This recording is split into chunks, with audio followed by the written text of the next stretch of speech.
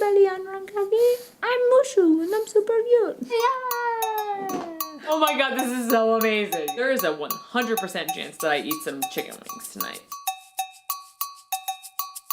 Here is the super important and formal list of everything I want to talk about today. Drink time!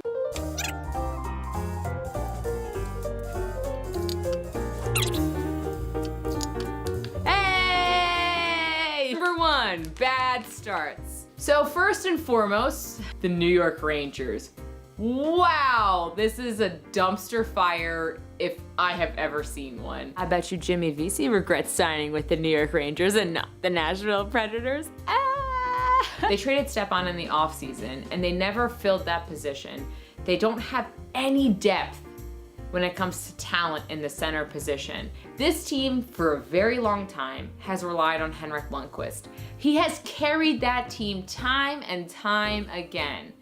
And right now, he's not looking like the king. I know that we are not even through October yet, but if I'm a New York Rangers fan, I think this is gonna be a long season. Another team that needs to worry about their slow and sluggish start, Montreal Canadiens. Until you see the Montreal Canadiens GM gone, I don't believe that they're going to see any success. And it kind of reminds me of Chip Kelly.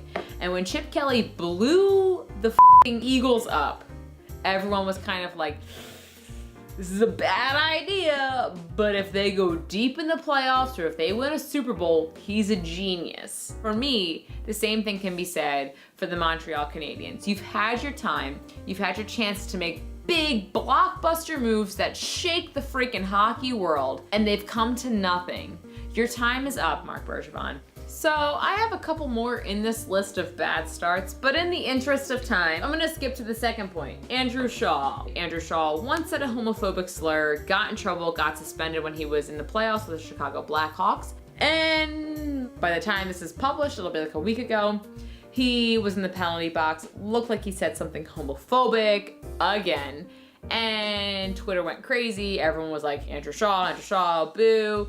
The NHL was kind of like, whoa, let's investigate. They came to the conclusion that he did not say a homophobic slur. Kudos to the NHL for taking that seriously, but a sense of transparency and like openness and easy access to this information from the NHL on how they handle these things would be super helpful in how fans respond.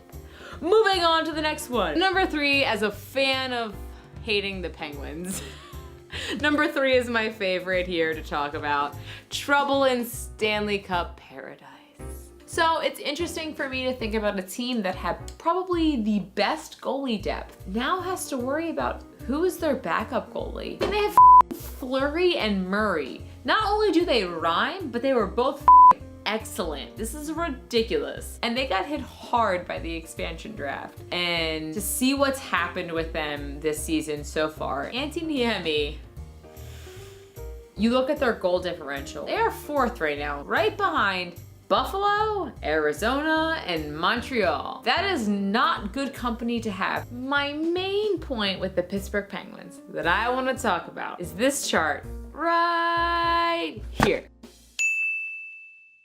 Yeah, seeing Sidney Crosby at the top of that list is pretty satisfying. And so what happened was Sidney Crosby did not like a penalty that was called against him. Oh, little baby can handle a call being called against him. And he decided to go and chirp to the refs a little bit. And this is what happened right after he came out of the box. He got right in the referee's face and a few choice words, and that's it.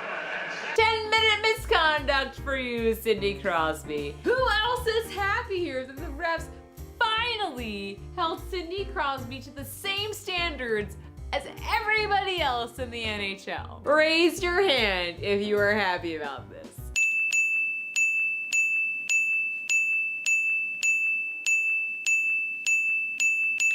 Enough basking in the glory that is Crosby's 10-minute misconduct. The NWHL. October 28th is an important date for hockey.